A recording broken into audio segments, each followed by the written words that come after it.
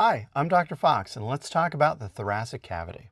In this video, we'll discuss the relative position and boundaries, as well as the contents and subdivisions of the thoracic cavity. We'll look at the locations and contents of the pulmonary cavities, as well as the location of the mediastinum, as well as its subdivision, their boundaries, and major contents.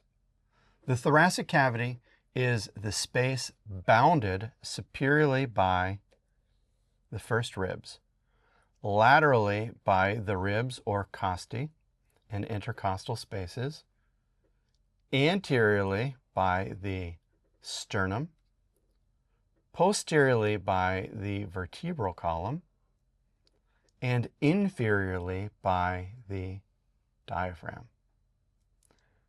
Within this space, there are three other spaces. Laterally, we can account for two of these spaces. These are called the pulmonary cavities. These pulmonary cavities are lined by serous membranes called pleurae, and they contain the lungs. Centrally, we have, right in the middle here, the mediastinum. The mediastinum is going to contain the pericardium, which surrounds the heart, and we also have the great vessels that connect the heart to the remainder of the body. Let's take a moment to look at the pulmonary cavities. So there are two pulmonary cavities, and here we have an illustration of each of them. It's rather simple, but I think that it's very illustrative. So on each side, for each cavity, there is a pleura. So the plural of pleura is pleurae. Isn't that fun? And the pleurae are serous membranes. Serous membranes have two constituents to them. For each serous membrane, there is a parietal layer. The parietal layer is the portion of the serous membrane that adheres to the wall of the space. So let me outline on the left here. This would be the right pleural space, the parietal pleura. There is also a visceral layer, and the visceral layer is the portion of the serous membrane that adheres to the organs within the space. So in this area we have a collapsed lung, but upon it we have visceral pleura. There is a space typically within each serous membrane between the parietal and the visceral layer. And because this serous membrane is called the pleura, we call this the pleural space. And we have a left and a right. You can see from this illustration that the parietal pleura has different names depending on where it's located. So for instance, there is a cervical pleura, there is a mediastinal pleura, there is a diaphragmatic pleura, and then there is a costal pleura. More on that later. Now let's look at the mediastinum. The mediastinum is the central region of the thoracic cavity that's flanked on each side, right and left, by the pulmonary cavities.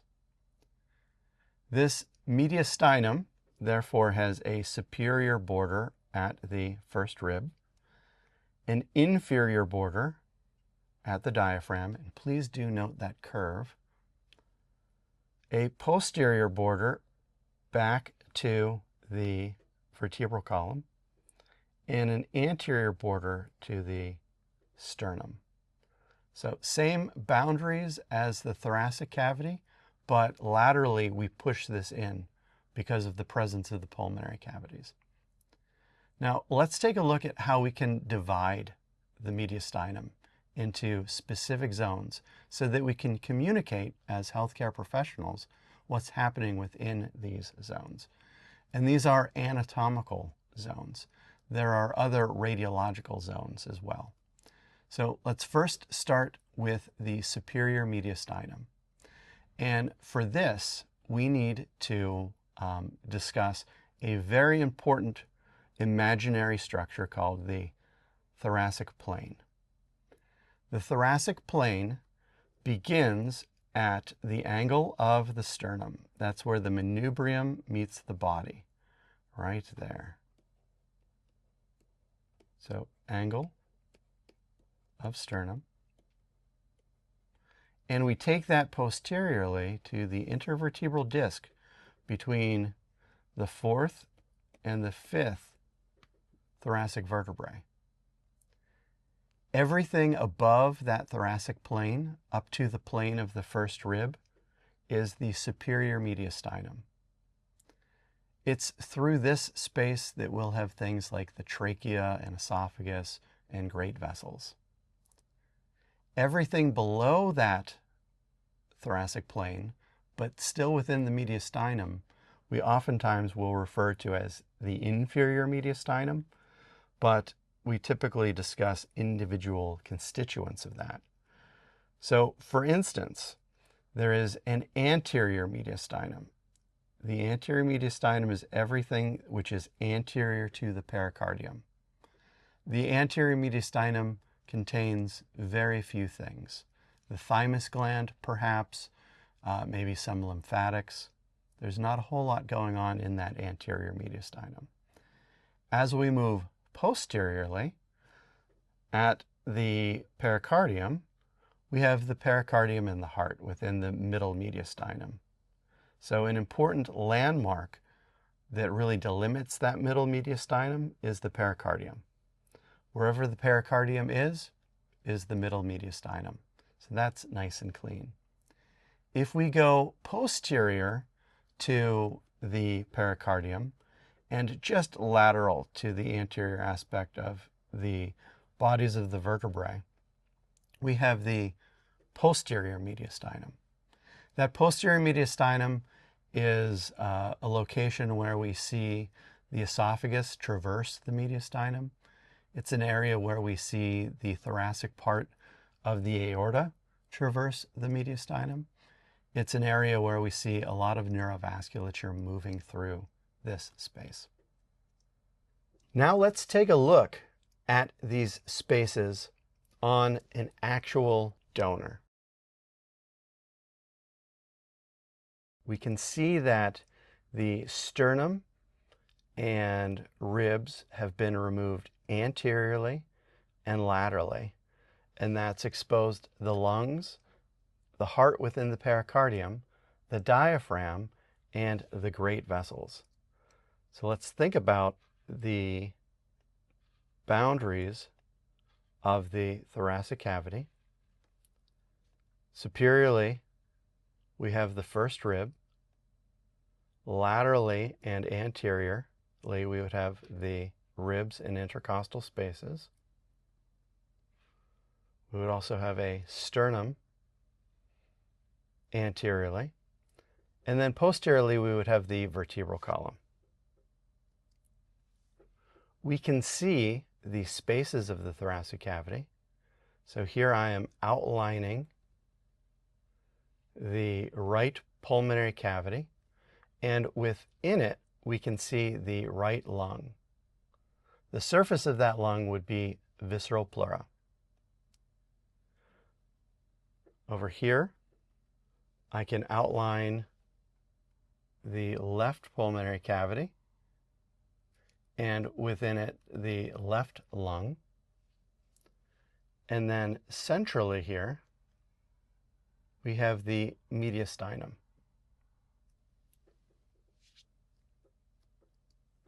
Let us take a look at some of the contents within the mediastinum. Make this a little bit larger for us. So I can see a superior vena cava, which is fed by the brachiocephalic veins running through the superior mediastinum.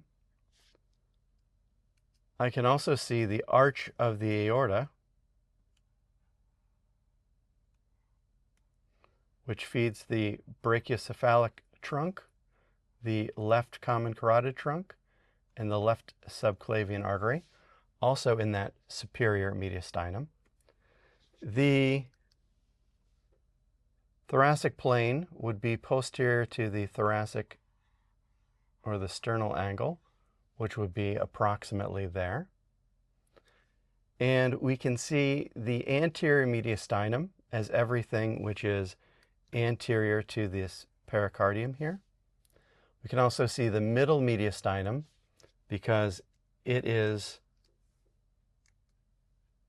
everything where this pericardium is between the pulmonary cavity. And what we cannot see is the posterior mediastinum because it is occluded by the pericardium and some of the roots of the lungs. So we've discussed the relative position, boundaries, contents, and subdivisions of the thoracic cavity. We've looked at the location and contents of the pulmonary cavities with an emphasis on the pleura.